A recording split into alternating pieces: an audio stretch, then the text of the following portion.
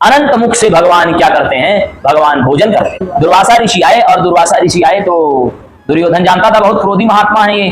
तो दुर्योधन ने क्या किया कि उन्होंने कहा वर मांगो दुर्योधन। दुर्योधन ने कहा बहुत अच्छा टाइम आ गया मेरे पास।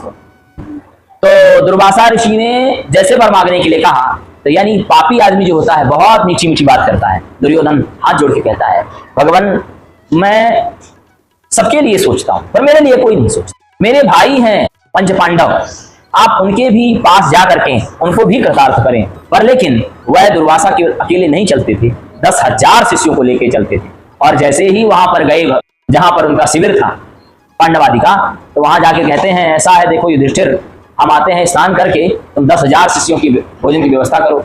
एक तो पहले भी हम झोपड़ी में रह रहे थे, पहले खुद के खाने की व्यवस्था न थी, अब आ गई ये 10,000 शिष्य लेकर। तो क्या हुआ कि अंत समय यानी कि जब भी संकट पड़ता है तो परब्रह्म परमात्मा को स्मरण करना चाहिए। तुरंत भगवान कहाँ थे, द्वारका में थे, और ऐसे लग रहा था जैसे अभी रथ से उतरे ही हूं। और रथ से उतरने के बाद भगवान कहते हैं, अरे कृष्णा मुझे बहुत ज्यादा भूख लगी। द्रौपदी का एक नाम क्या था, कृष्णा। क्या नाम था, कृष्णा। अरे कृष्णे भोजन लाओ, मुझे बहुत ज्यादा भूख लगी। तो द्रौपदी ने कहा देखो हमारे पास भोजन तो नहीं है और हमने धुन दिया है।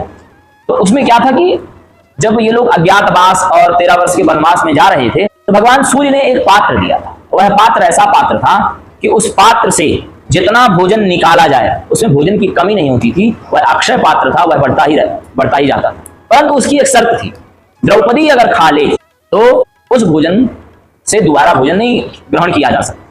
तो यही स्थिति हुई, द्रौपदी खा चुकी थी। इतने में दुर्वासा महर्षि पहुंचते हैं, स्नान करने के लिए जाते हैं और ये संकट में पड़ जाते हैं पांडव। भगवान फिर आते हैं, पहुंचते हैं। भगवान ने कहा कृष्णा मुझे बोला भोजन लाओ।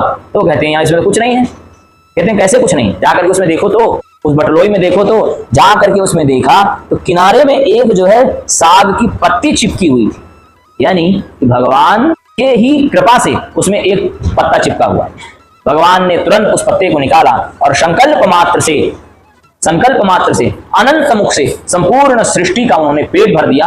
वही अनंत मुख है, अनंतम विश्वतो मुखम। यह जो पूरा संसार है कैसा है, अनंत मुख परमात्मा यानी कृष्ण से चलाएगा। तो इसका मतलब ये थोड़ी भगवान शिव और भगवान राम की उपासना करना बंद कर दोगे। वही रुद्र है, वही कृष्ण है, वही शिव है। शिव मृत्यु है, वह कल्याण है, वह सृष्टि को जन्म देते हैं ब्रह्मा, तो सब एक है।